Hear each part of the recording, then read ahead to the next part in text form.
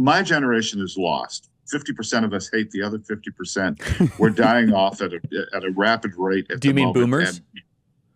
And I mean boomers, yeah. Yeah. When we're gone, you guys will all be much better off, believe me. But but don't forget, we did invent sex, drugs, and rock and roll, and you didn't. So there's that. That's our claim to fame. But once we're gone, you'll see that the media will start to respond. Musk did a great thing by liberating Twitter.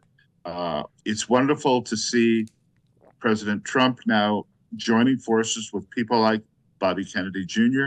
and Tulsi Gabbard. I'm a big Tulsi fan and thought she should be in the administration, and has said so quite publicly for the last few years.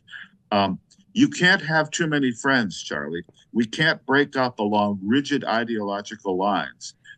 If you're a student of history, which I am, and a historian myself, you've seen these movies before. You've watched how revolutions come together and how they either succeed or how they fail.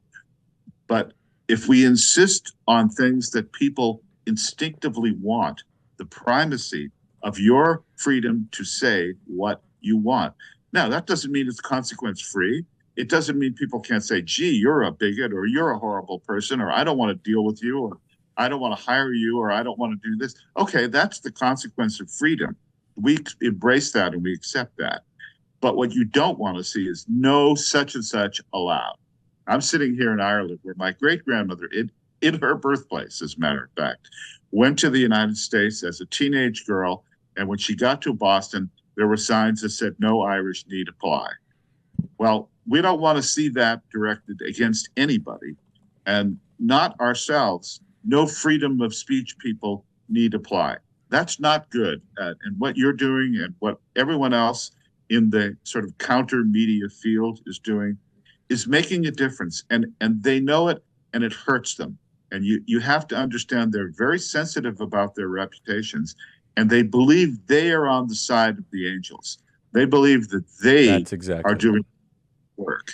And to red pill them is devastating. And this is why I think what Trump and the new crowd around him was so brilliant is take their own people away from them.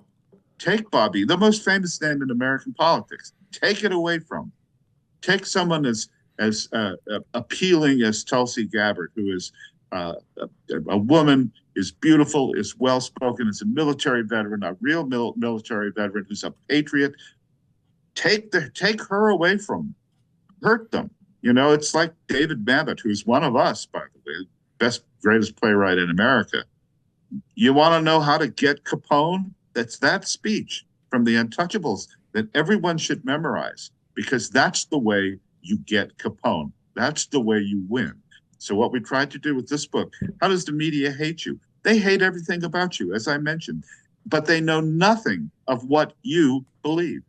They know nothing. They will misquote you. They will make stuff up about you, and you just have to power through it and insist on the truth. The truth shall set you free. So you mentioned something interesting about boomers. I'm not allowed to criticize boomers on this program, Michael, because the hate mail I receive from boomers is like you wouldn't believe. Why is that? Can you comment on that? You're chuckling. If I ever say anything about boomers then in negative fashion, holy crow, I have to duck for cover. Well, there's so many of us, you know. You are legion. All the dads came home from the war, and they got busy as soon as they got back to the United States, or even before, I would say. But I'm a Truman administration baby, so I'm born in '49, right in the middle of the immediate post-war World War II wave, and I'm the son of a veteran, fought in Korea, Vietnam. The boomers, we believe we're just the greatest generation ever. You know why? Because we were told we were the greatest generation ever. And what we said went, and we're used to bossing people around. We started the rock revolution when we were still in our teens and 20s, and we dominated the popular culture and Hollywood in the 70s and 80s. And we're not going quietly into that good night. And we don't like sass from young people like you know, considering how great we are. That's why. No, that's well said. So there is something interesting happening, though, and I want you to help explain it, which is that the polling shows that Gen X hates the corporate media, is more pro-Trump, is against Kamala Harris, is against big government, far more than baby boomers. We have Elon Musk, for example. We have J.K. Rowling. We have Tulsi Gabbard. What is it that makes Gen X so different than baby boomers in how they view the world, how they view the corporate media and politics? Well, I think they see the mistakes of their parents and they react against them. Remember, the whole 60s Woodstock generation is reacting against the perceived squareness of the 1950s Eisenhower era. So I'm very happy. But if I may inject something now here, which I think is pertinent, and I know it's important to you. Go any direction you want to, yes. Well, we're looking at the return of masculinity. Masculinity has been so marginalized in this country over the past 10 to 15 or 20 years. And I think the guys of your generation now have realized this has not been a good deal. And Correct. that there's a lot of great things about masculinity, like most things about masculinity.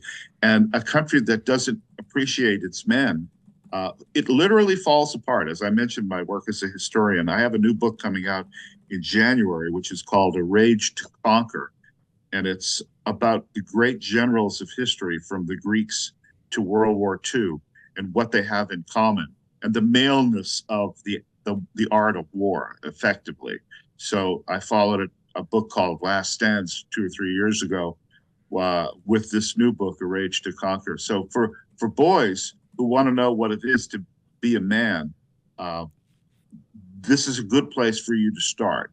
I was lucky that I had a father who fought with the Marine Corps at the Chosin Reservoir in Korea, it survived it in one of the most historic battles in Marine Corps history.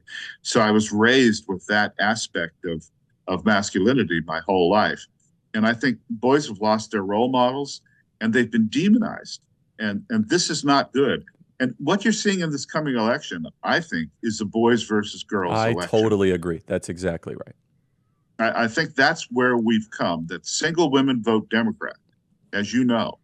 And young men of your generation are saying, hey, wait a minute. I like guns. I like physical contact sports. I like danger. I'm not a safety first guy that sits at home and never does anything. No one wants to be that guy. And now we're seeing the revolt of it. And I think it's great. And I'm cheering it on. Well, the New York Times Siena poll shows that Gen Z men are more conservative than boomer men. Do you believe that? Well, they see how bad the world is that they're being given. And they're not stupid, and they can look around and say, well, what's different about the way it was when my father was born, when his father was born? And I think it's what I mentioned, but by creating a female-dominated world in which safety is the most important thing, you have a society that stops functioning because it no longer takes risks. We've got people in outer space we can't get them back because we failed. And the guys that put them there in the 1960s were these nerdy little guys in white shirts with slide rules and pocket protectors, for crying out loud. And I'm joking, but I think Elon Musk is going to build his own private space taxi and drive it up there and get them and bring them back home. That's the whole point. Is the Gen X is going to save them? That's the Gen Xer will go save the problem of the boomers. And there's something in Gen X. They're not as big as boomers, but they are big. There's a fair amount of Gen Xers, and the numbers, I'll send them to you, Michael, offline, that they are the most conservative of any generation by far. In fact, Gen X men, for at least the poll that I looked at with New York Times Siena, which is directionally correct, Gen X men favor Trump by 25 points.